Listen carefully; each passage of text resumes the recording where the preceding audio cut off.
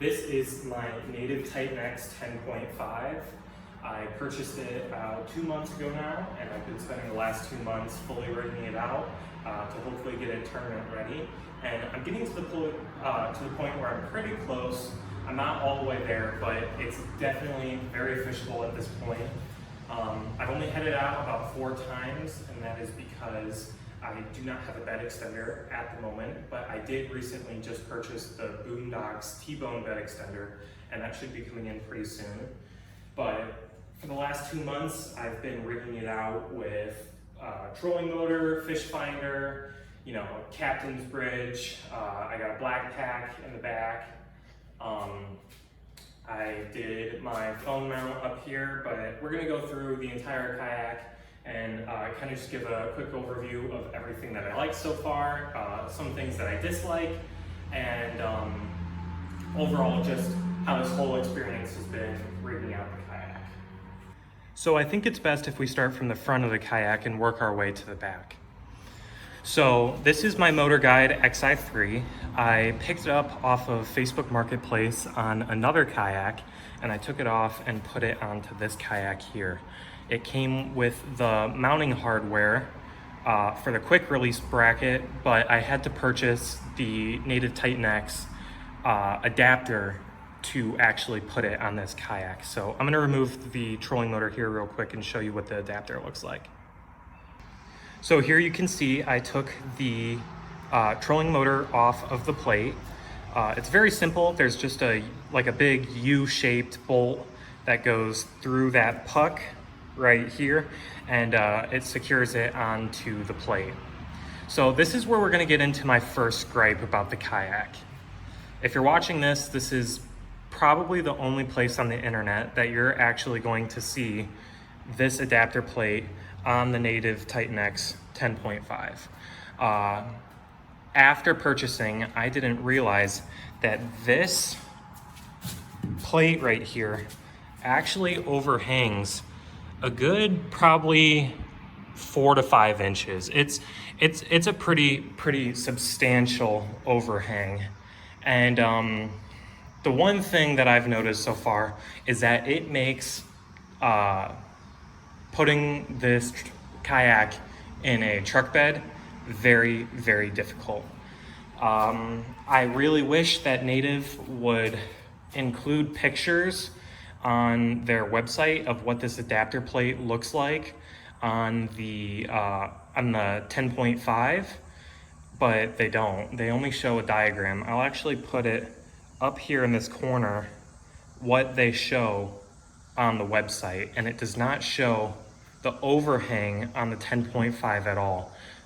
When I first assembled it, I didn't know this, and to be honest, I was pretty disappointed because it immediately made transporting this kayak twice as hard. So I still haven't found out a solution on what I'm gonna do to counteract this.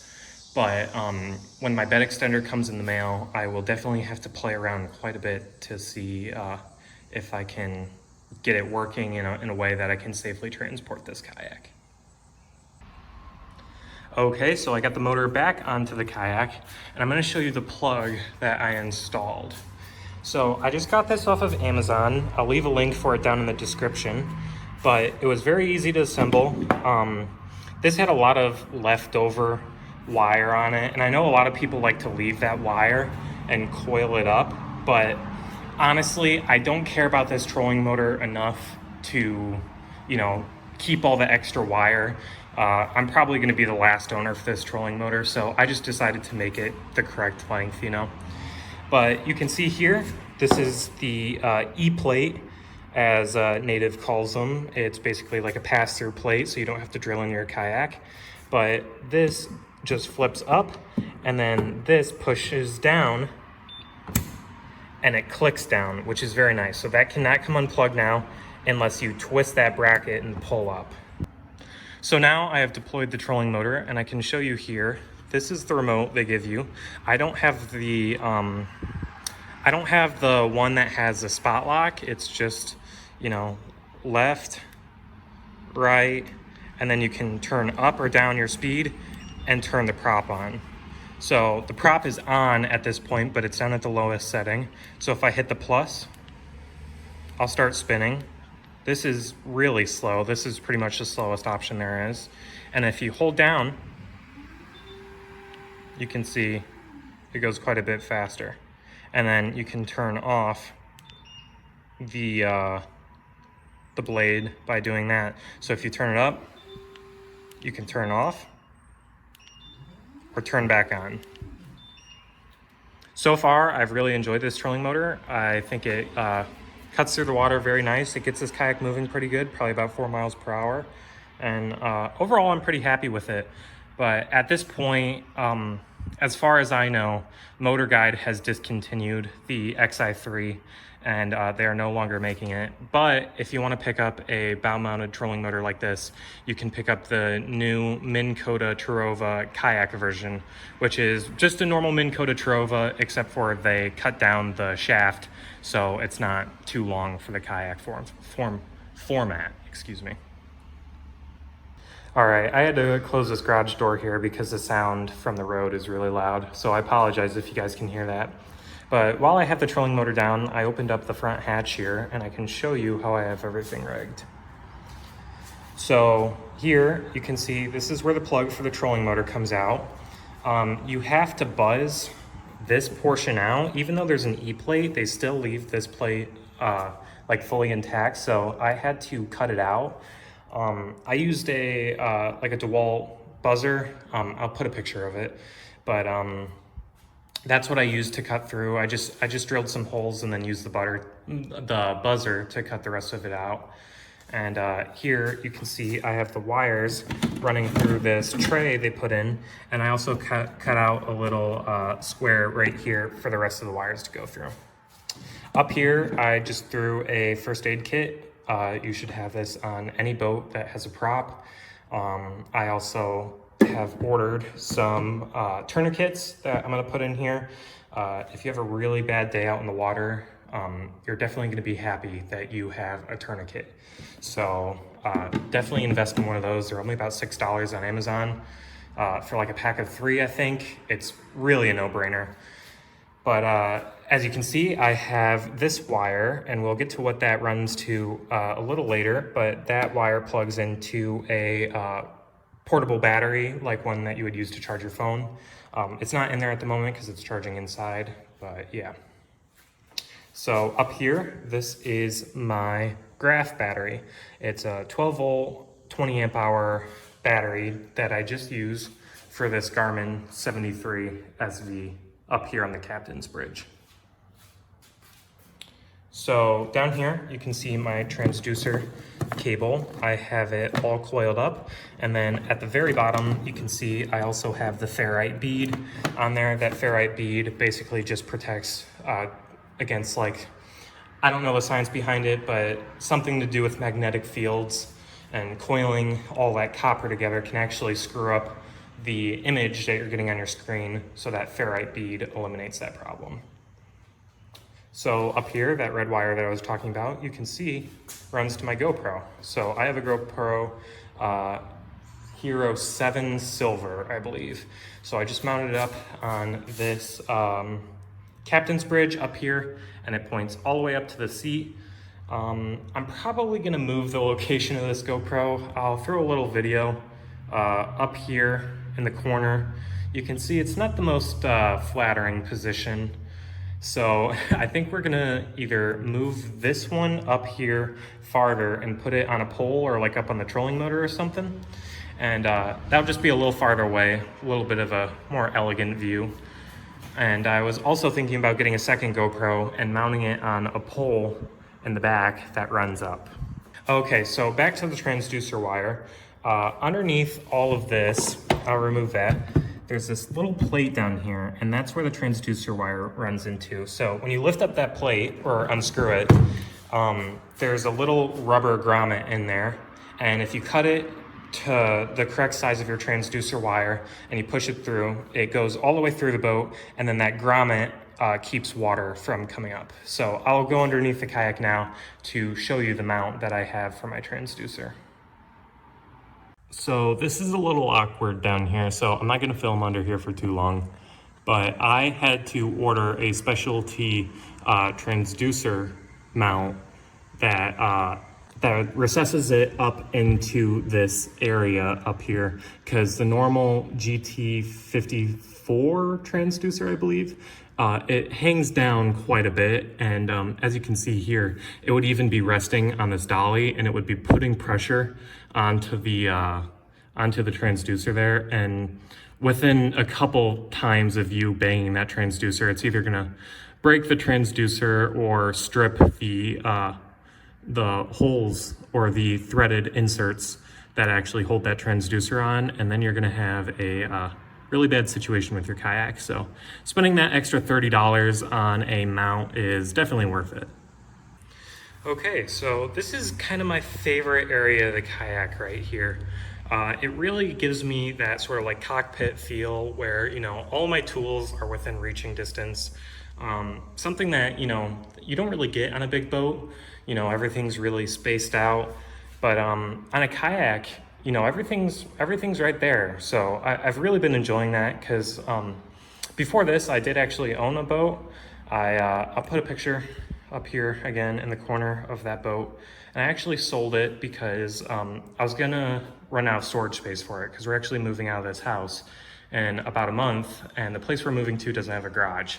So I'm gonna be storing this in a little shed that should protect it pretty well, but I didn't have any space for the boat anymore, so I had to get rid of it.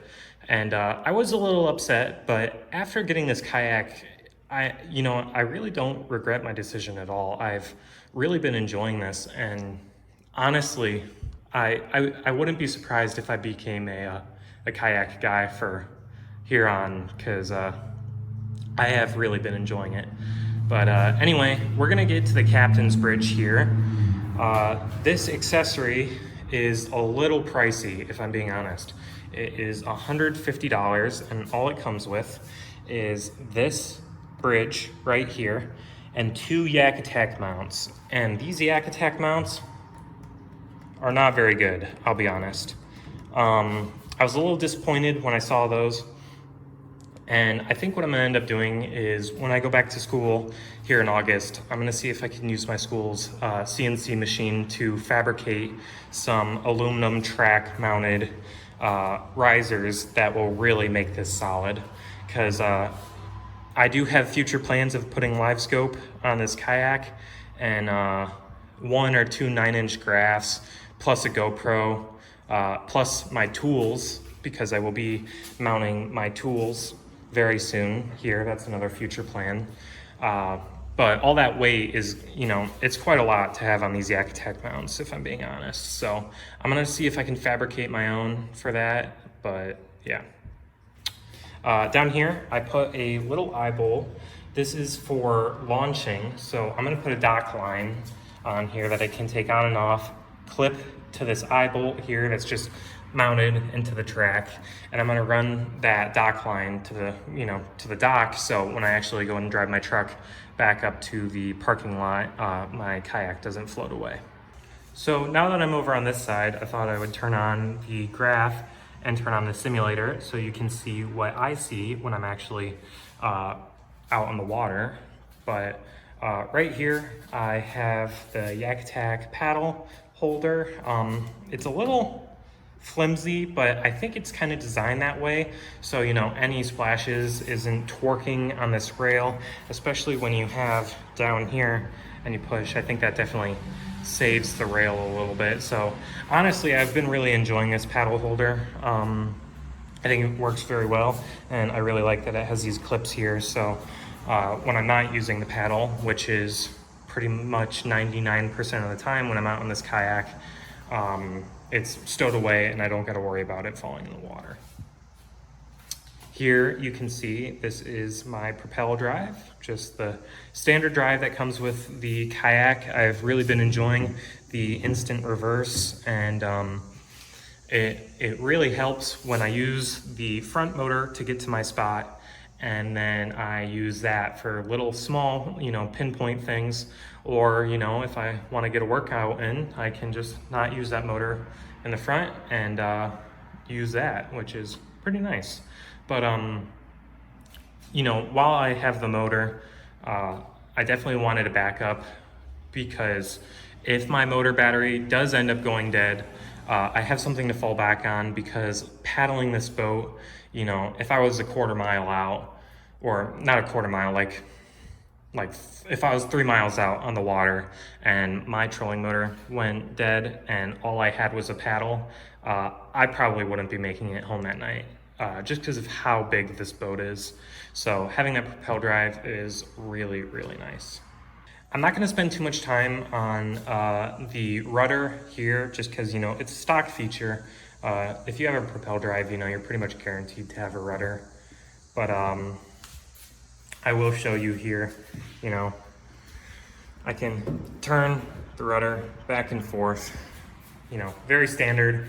And then over here, you have your release where, you know, you can just drop down and then your rudder drops down. Mine doesn't drop down all the way unless it's in water. I think it's just kind of a quirk of my kayak. But, you know, if I push on that cable a little bit more, drops all the way down. So, yeah. All right, next we're going to go to the junk drawer here, as Native calls it. I really enjoy mine. Right now, all I have is a little BFS box. I put my my plate in here usually. I have my tool bag in here because I haven't mounted my tools up on the captain's bridge yet. So I just have a bag. This has my pliers, my scale, my fish grips if I hook into, you know, something with teeth, and then my scissors as well, along with this multi-tool here that I use to service the kayak if anything goes wrong in the water. I can definitely fit a lot more into here. I just haven't found a use for it yet, but, you know, I definitely will because I don't want to have any wasted space on this kayak. Really quick, I can show you, we also have an E-plate on this side of the seat, along with this side on the seat.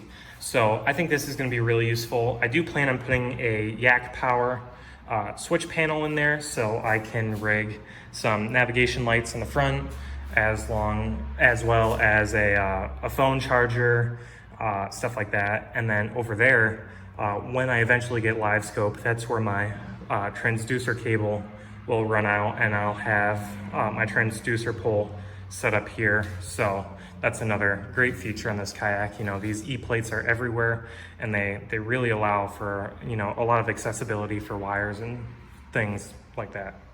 So I went ahead and I moved my seat forward because we are going to get into the battery tray down here. So let me open that up. Okay, so I removed the cover, and here you can see my 12 volt, 100 amp hour lithium mini Power Queen battery. So I got this specifically for this kayak because this is the only 12 volt, 100 amp hour battery that can actually fit in this compartment. I did have a 12 volt, 100 amp hour Group 27 battery that was just way too big. So I ended up having to sell that and buy this. But so far, I am really, really impressed with this battery. So I'm gonna take the battery out and I'll actually show you how I have it wired up. Okay, so now I've taken out the battery and you can see how I have this wired up in here. So I have these two through wall terminal blocks, and I'll show you the other side here in a minute. The only thing I would recommend, you can see here, they're very close together. If I could go back, I would space them out a little bit more. It doesn't matter if you do what I did, where I just put some electrical tape over the one terminal. So even if something were to bridge across the two terminals, it would likely be all right. I would probably go a little more than that electrical tape though. So I will be switching that out for some, you know, rubber cover rather than just a thin layer of electrical tape, just for that extra peace of mind. And you can see here, I just have these leads that I made myself with these battery lugs here. And then when they go through the wall, I have a rubber grommet just to protect from any leakage if there is some, but yeah. And then I'll take out the battery box and show you what it looks like on the other side here. Okay, so I've taken the battery box out and you can see I have one that just runs straight through to the black terminal, and that just goes all the way through. And then I have the other wire. So these two are the wires coming from the trolling motor, and they go onto this. And then I have this little thing going onto the fuse. And then that is basically, just breaking the positive with a 60 amp fuse, like Motor Guide recommends for the 12 volt trolling motor. But yeah, you can also see I did my little crappy electrical tape. I will be fixing that soon. I highly recommend rubber grommets if you do it the way that I did it.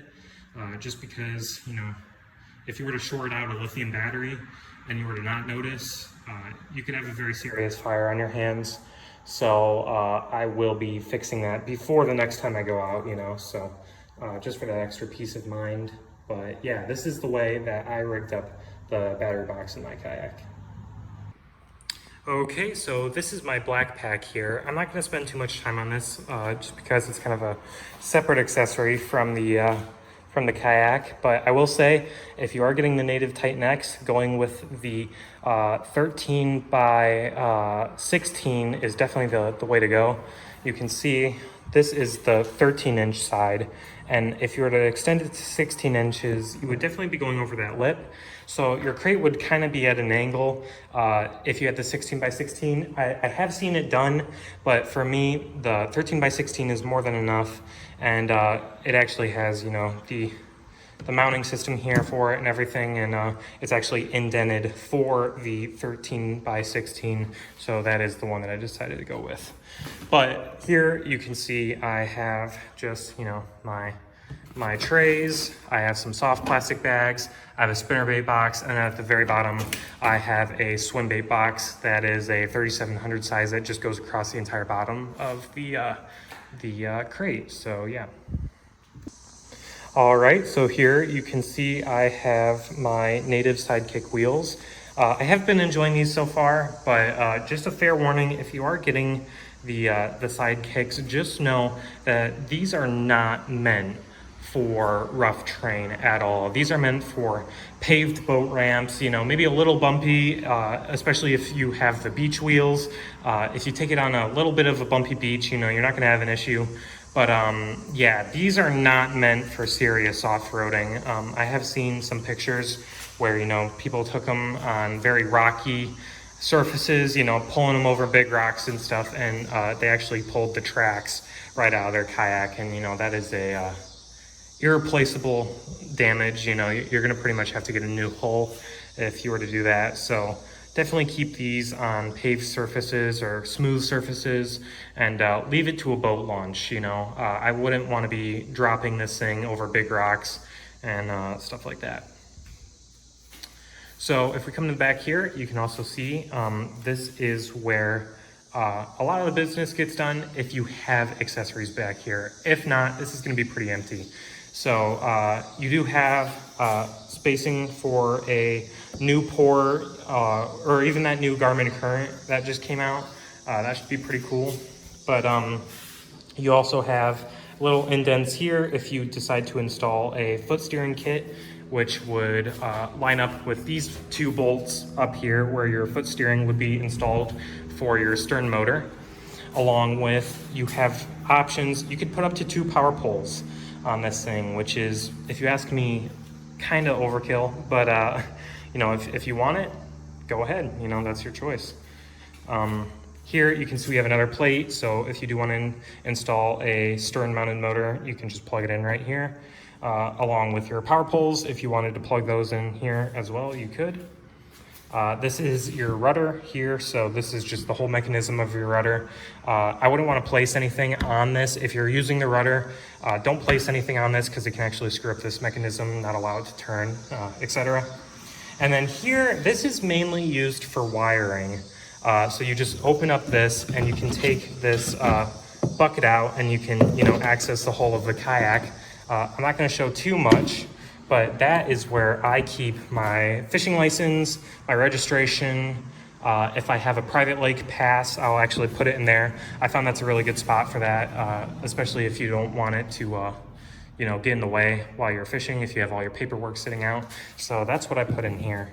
But yeah. Another thing, you are not going to see this anywhere else online. I'm going to keep this this review completely honest with you guys. This is a weak point of the kayak right here. So just a fair warning. This kayak, they make it look so tough. They make the plastic look like it's almost metal.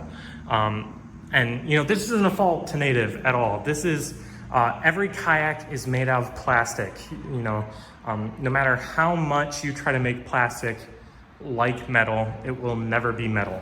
So I will say that this spot, I don't really think it needs reinforcing, but just be aware that this is plastic, like this is going to push down. And this plastic is very high quality. It's not gonna melt on you, even if it's like out on a really, really hot day, it's not gonna melt, especially if it's on the water. There's pretty much zero risk of this kayak melting. Now, would I leave it outside in Arizona heat, all summer? No, like it will be faded, it will be damaged. As long as you keep up with the maintenance on the kayak, spray some UV protectant on every now and then, you're gonna be rocking. Another place that we could kind of look at where the plastic is a little more flexy that I've noticed is down here. You can't really see it on camera very well, but when you're standing there, if I weigh 200 pounds. If you push down, you can definitely see some flex, but do I think it's gonna crack? Do I think it's gonna break? No, it's just another thing. This is a plastic kayak. It's gonna act like a plastic kayak. Also, now that I'm up here, I'm gonna show you these rod tubes here. I think Native just released the first images of their new kayak. I believe it's the Native Hammer, and it doesn't have, it's supposed to be like the predecessor to the Native Titan X 12.5, and it does not have these rod tubes. I think they're moving away from the rod tubes just because they're starting to see that people don't really use them as much as they think they use them, so they're also getting rid of that. Another thing, they added the indentation here, so if you have a 26-inch catchboard, that will perfectly fit right there, and I think that's a great addition. I will be adding a catchboard on here when I start tournament fishing in this kayak. The only thing is if you have the foot steering upgrade, you will not be able to use that indentation for the catchboard, and honestly, that's a pretty big selling point for me because that catchboard indentation looks like it would be very, very useful. Well, I hope you guys enjoyed my video on, the first year of me owning this. I'm not really going to be adding too much to this kayak this year, but next year I will be adding a 9-inch strap along with live scope. Fingers crossed, we'll see how that works out. But yeah, I've really been enjoying this kayak so far. It's really treated me very nice. As soon as I get that bed extender, we're going to be rocking. We're going to be going out to big lakes in Wisconsin and doing all of that. So I'm really excited for that. But yeah, I hope you guys enjoy it, and I will see you in the next one. Peace.